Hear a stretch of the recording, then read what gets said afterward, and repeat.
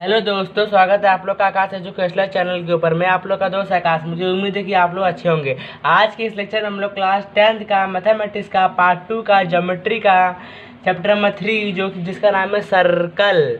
ये चैप्टर को बहुत लोगों का डिमांड रहता है कि भाई सर्कल बहुत हार्ड चैप्टर है, ये है वो है। सब लोग क्या पता क्या इसके बारे में इतना अफवाह फैला के रखे रहते हैं कि चैप्टर इतना टफ है, इसमें थियरम है, मैं कैसे करूँगा। दिक्कत मत लो, आप लोग हम लोग वन बाई वन करके आने वाले 7 से 8 दिन में सर्कल चैप्टर को कर देंगे फिनिश। ओके, देखिए सर्कल चैप्टर बहुत लोग को हार्ड क्यों लगता है, उनका एक ही रीज़न है क्योंकि उनका उनका जो बेसिक कंसेप्ट रहता है क्लास 9th 8th 7th का क्लियर नहीं रहता है। इसी के लिए उनको जो सर्कल चैप्टर बहुत भारी लगता है कि अरे भाई ज्योमेट्री के अंदर सर्कल और ट्रिग्नोमेट्री हम लोग कैसे करेंगे। अरे ट्रिग्नोमेट्री को सब लोग सिर्फ हवा बना कर रखे हैं कि इतना हार्ड है। ट्रिग्नोमेट्री कुछ भी नहीं है। मैं आप लोग को जब 6 चैप्टर ट्रिग्नोमेट्री 6 या 7 चैप्टर आपका है, जब मैं ट्रिग्नोमेट्री आपको पढ़ाऊंगा तब आप लोग खुद देख लेना कि ट्रिग्नोमेट्री बहुत ईजी है। ओके, फिलहाल आज हम लोग सर्कल का स्टार्ट करेंगे। देखिए इसके पहले आप लोग का chapter number 1 similarity, chapter number 2 Pythagoras theorem already पूरा कंप्लीट हो गया है। मैं मैथ्स पार्ट 2 का प्लेलिस्ट का लिंक डिस्क्रिप्शन में दे दूंगा, जाके देख लेना। अगर आप मैथ्स पार्ट 1 का वीडियो नहीं देखे हो, मैंने उसमें ऑलरेडी दो चैप्टर कंप्लीट कर दिया, साइमल्टेनियसली इक्वेशंस और लीनियर इक्वेशंस इन 2 वेरिएबल्स और अपना क्वाड्रेटिक इक्वेशन, लिंक डिस्क्रिप्शन में जाके देख लेना। ओके फ्रेंड्स, आइए आज इस लेक्चर को चैप्टर नंबर 3 सर्कल को हम लोग स्टार्ट करते हैं। Chapter number 3 circle. सबको सर्कल हार्ड लगता है, सबको सर्कल हार्ड लगता है, सबको नहीं, मतलब अगर जहाँ 100 बच्चे वहाँ पे 90 लोग को सर्कल हार्ड लगता है। क्या पता क्यों लगता है भाई, उतना मुझे नहीं पता उनके बारे में क्यों हार्ड लगता है, लेकिन सर्कल बहुत ईजी है। मैं आप लोग को आज कुछ बेसिक कंसेप्ट सिखाऊंगा और एक सॉल्व एग्जाम्पल सॉल्व करा के दूंगा। इतना ही आज के इस लेक्चर में होगा। हम लोग कल प्रैक्टिस 3.1 को सॉल्व करेंगे। ओके, आप लोग अगर आज का बेसिक कंसेप्ट देख लिए, बेसिक कंसेप्ट अगर आप सीख लिए, आप लिख के रख लो कि सर्कल में आपको कहीं नहीं फंसोगे, सारे थियरम कर ले जाओगे, कुछ भी प्रॉब्लम आपको नहीं होगा। तो आइए हम लोग शुरू करते हैं अपने बेसिक कंसेप्ट से। आपको क्या दिया है ये सब पार्ट्स आपको कुछ बिना किसी काम वाले, आपको अभी इसका कुछ काम नहीं है। हम लोग का चैप्टर नंबर 3 क्या है, सर्कल।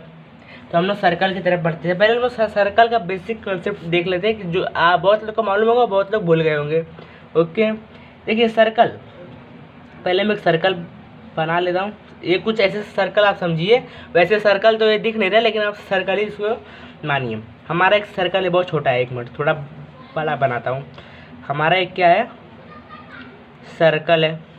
ओके, हमारे सर्कल में एक सेंटर भी रहता है, इतना तो सबको पता है, इतना तो सबको पता है। और इस सर्कल से एक लाइन भी गई रहती है, एक लाइन भी कहीं भी, चाहे अभी चाहे लाइन इधर जाए, इधर जाए, इधर जाए, इधर जाए, इधर जाए, चाहे वो लाइन पूरे सर्कल में कहीं भी जाए, लेकिन वो सेंटर पॉइंट से कहीं भी जाके अगर टच हो तो उसको हम लोग रेडियस कहते हैं कि इस सर्कल का इतना रेडियस है। इतना तो सबको पता है, ये बेसिक कंसेप्ट है। अगर आप यही नहीं आपको पता रहेगा कि हम लोग रेडियस कैसे कहते हैं, तो आप आगे चल के सम्स कैसे सॉल्व करेंगे। तो इसलिए बेदम इसको ध्यान से देखिए, इसको हम लोग ये कहते हैं। और आप सबको ये भी पता है कि अगर किसी भी सर्कल में बिना सेंटर का अगर कोई भी लाइन टच किए बिना इस तरीके से अगर लाइन चली जाती है तो उसे हम लोग क्या बोलते हैं, हम लोग उसको कॉर्ड कहते हैं। क्या कहते हैं, कॉर्ड कहते हैं। कॉर्ड का स्पेलिंग है CHORD, कॉर्ड, हम लोग उसको कॉर्ड कहते हैं।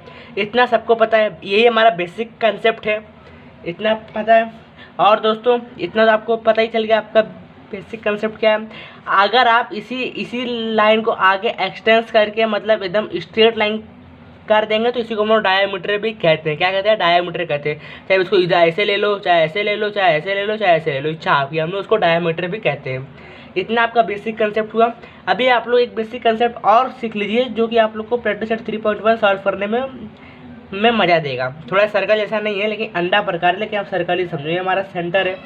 ओके, अभी मैंने आपको बताया कि अगर यहाँ से चाहे लाइन इधर जाए, इधर जाए, इधर जाए, कहीं भी जाए तो उसको हम लोग क्या कहते हैं, रेडियस कहते हैं।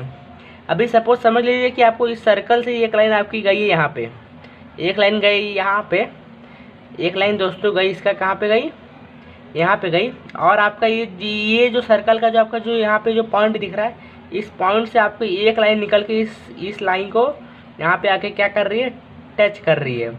और सेम कंडीशन यहाँ से भी वही है। फिर इस लाइन को यहाँ पे आके क्या हो रही, टच। हम लोग इसका नाम दोस्तों रख लेते ABC। हम लोग ऐसे सपोज नाम रखें तो हमारा यहाँ का एंगल क्या होगा, हमारा यहाँ का एंगल हो जाएगा 90 डिग्री, परपेंडिकुलर हो जाएगा। क्यों?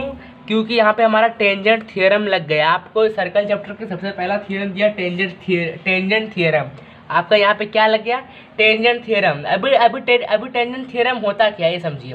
अभी सपोज ये सर्कल है, टेंजेंट थ्योरम में सिंपल लाइन में आपको अगर समझाऊं तो टेंजेंट थ्योरम एक ऐसा थ्योरम है कि आपके सर्कल को कहीं भी टच होके एक लाइन जाए, लेकिन ना सर्कल के बाहर जाए ना सर्कल के अंदर, लेकिन वो सर्कल को टच करके जाए। सपोज ये सर्कल है तो इस तरीके से लाइन चली जाए। अभी ये देखिए, ये ना अंदर है ना बाहर, एकदम सर्कल पे। अभी आप इसको ऐसे भी ले सकते हो। अभी देखो यहाँ पे क्या होगा, इसका टेंजेंट होगा। अभी आप इसको इस तरीके से भी एग्जाम्पल के लिए ले सकते हो। अभी आप इसको इस तरीके से भी ले सकते हो। इतने सारे मैं आपको एग्जाम्पल दिया। इसका जो पॉइंट है ना अंदर है ना बाहर, एकदम एकदम सर्कल को ही टच किया, जिसको हम लोग क्या कहते हैं, टेंजेंट थ्योरम कहते हैं। ओके, इसी को हम लोग कहते हैं टेंजेंट थ्योरम। तो आज तो हमारा टेंजेंट थ्योरम क्या कहता है कि हमारा टेंजेंट थ्योरम कहता है कि अगर सेंटर के किसी भी लाइन को दो तरफ से लाइन आके अगर टच होती है तो उसका ये वाला एंगल ऑटोमेटिक क्या हो जाता है, 90 का डिग्री हो जाता है। इतना बेसिक कंसेप्ट आप लोग सीख लिए होंगे, मुझे उम्मीद है। इसी के साथ मैं आपको इसमें टेंजेंट थ्योरम भी समझा सीख लिए होंगे। अब आइए हम लोग सीधा एक शॉर्ट एग्जाम्पल सॉल्व करेंगे और आज का लेक्चर यहीं कर देंगे स्टॉप। आइए हम लोग अपने सॉल्व एग्जाम्पल की तरफ मूव आउट करते हैं। हमारा सॉल्व एग्जाम्पल क्या दिया है, हम लोग ये वाला सॉल्व एग्जाम्पल करेंगे।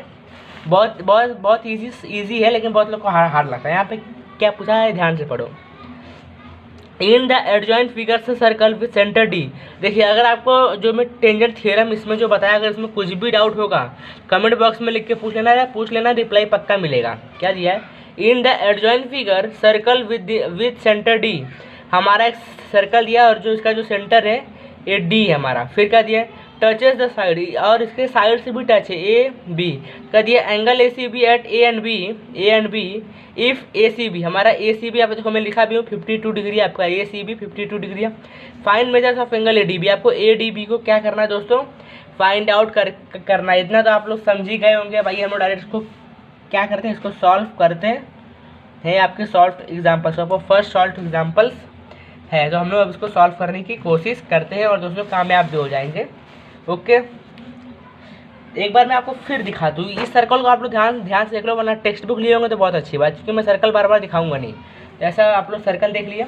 इसमें हमें सबसे पहला क्या, मैं आप लोग इसमें आप लिखो कि हमें गिवन क्या दिया है, हमें बोला क्या था। हमें देखो यहाँ पे एक चीज़ बोल कर रखा, एंगल ए सी बी। तो हमने यहाँ पे लिख लिया एंगल ए सी बी। और क्या बोला है, angle A C B 52 degree है, तो ए सी बी 52 डिग्री। और हमें फाइंड क्या करना है, angle A D B. Angle A D B को हमें फाइंड आउट करना, बहुत ईजी है। देखो, अगर आपको मालूम हो तो हम लोग क्लास 9 में कंसेप्ट पढ़े थे, क्या, the sum of angles of a quadrilateral is 360 degree. क्यों, क्योंकि ये जो सर्कल है, क्योंकि ये जो हमारा जो सर्कल है, कोई भी सर्कल हो वो कंप्लीट एंगल में आता है। और हमारा कंप्लीट एंगल कितना होता है, 360 डिग्री का। ये हम लोग क्लास 7 में पढ़े थे। 360 डिग्री का ये पूरा जो सर्कल है ये 360 डिग्री का कंप्लीट एंगल होता है। तो हम लोग इसको यहाँ पे इस तरीके से लिख सकते हैं, the sum of all angles of a quadrilateral. हम इसको क्वाड्रिलेटरल भी कहते हैं। क्या बोलते हैं, क्वाड्रिलेटरल इज 360 डिग्री। अभी दोस्तों हमने तो इसको बोल दिया कि हमारा 360 डिग्री है। हमने तो इसको बोल दिया ना कि हमारा ये जो सर्कल है 360 डिग्री है। तो अभी आपको उसको दिखाना भी पड़ेगा भाई कौन कौन सा एंगल 360 डिग्री। सबसे पहले इसमें आप देखो आपको एंगल क्या दिख रहे, तो मुझे दिखा ए सी बी। तो हम यहाँ पे लिखो एंगल ए सी बी, फिर प्लस करो। आपको इसमें कोई और एंगल दिख रहा है क्या, देखो मुझे एक चीज़ दिखा सी ए डी, यहाँ पे भी एक एंगल है, तो एंगल सी ए डी। फिर प्लस करो तो आपको और कुछ दिख रहा है क्या, मुझे दिखा सी बी डी। देखो यहाँ पे बी पे भी एक एंगल है, तो angle C B D plus angle, फिर देखो आपको क्या एंगल दिखेगा ए डी बी। यहाँ पे डी की तरफ भी एंगल है, तो मतलब ये angle A D B equal to 360 degree. 360 degree है दोस्तों, हमारा क्या हो गया। तो हमें देखो ए सी बी की वैल्यू हमें मालूम है क्या, 52 है। ए सी बी की वैल्यू 52 डिग्री है, प्लस हमें सी ए डी की वैल्यू मालूम क्या था, सी ए डी। तो दोस्तों हम लोग ने अभी क्या पढ़ा, टेंजेंट थ्योरम। हमारा टेंजेंट थ्योरम में ये जो लाइन है ऐसे हो जाएगा, जॉइंट है हमारा क्या होगा 90 degree. C A D okay, अपना CAD है हमारा यहाँ पे हो गया 90 डिग्री है। यहाँ पे दोस्तों आपका टेंजेंट थ्योरम का इस्तेमाल हुआ है, और CBD भी सेम 90 डिग्री। हमें फाइनल क्या करना है, angle ADB equal to 360 degree. लेकिन दोस्तों आपको यहाँ पे एक चीज़ और लिखना पड़ेगा, ऐसा मेरे पास यहाँ पे स्पेस कम है, इसके लिए मैं इसको इसके नीचे वाले लाइन में लिख रहा हूँ, आपको उसी में लिखना है। क्या लिखोगे, टेंजेंट थियरम। आप टेंजेंट थियरम से इसको इस तरीके से निकाले हो। ओके, क्यों, क्योंकि हमने 90 जो लिया, हमने उसने प्रूफ कर दिया कि हमने टेंजेंट थियरम से निकाला है। तो अभी आप इसको क्या करो, प्लस करो। देखो 90 180 और 180 प्लस 50 हमारा होता है 232 degree plus angle ADB equal to 360 degree. Okay, यहाँ तक समझ में आया होगा। अभी हम लोग इस 232 इधर प्लस में अगर इधर जाएगा तो हमारा क्या हो जाएगा, माइनस में angle ADB equal to 360 degree minus 232 degree. फिर एंगल ADB हमारा इस तरीके से बच गया। अभी आप 360 में से अगर 230 को माइनस करोगे तो आपको मिलेगा 128 डिग्री, और हमारा क्या हो गया, फाइनल आंसर हो गया। हमें क्या था पूछा, एंगल ADB, तो हमें ADB यहाँ पे मिल गया। मुझे उम्मीद है कि आपको सॉल्व एग्जाम्पल समझ में आया हो। तो भाई अगर कुछ अच्छी बात है, अगर कुछ भी डाउट होगा तो कमेंट बॉक्स में लिख के पूछ लेना। आप लोग इस वाले कंसेप्ट को नहीं समझ में आया होगा तो एक बार फिर से देखना, समझ में जरूर आएगा। ओके दोस्तों, मिलेंगे नेक्स्ट लेक्चर में, उसमें हम लोग प्रैक्टिस सेट 3.1 को सॉल्व करेंगे। तब तक के लिए जय हिंद।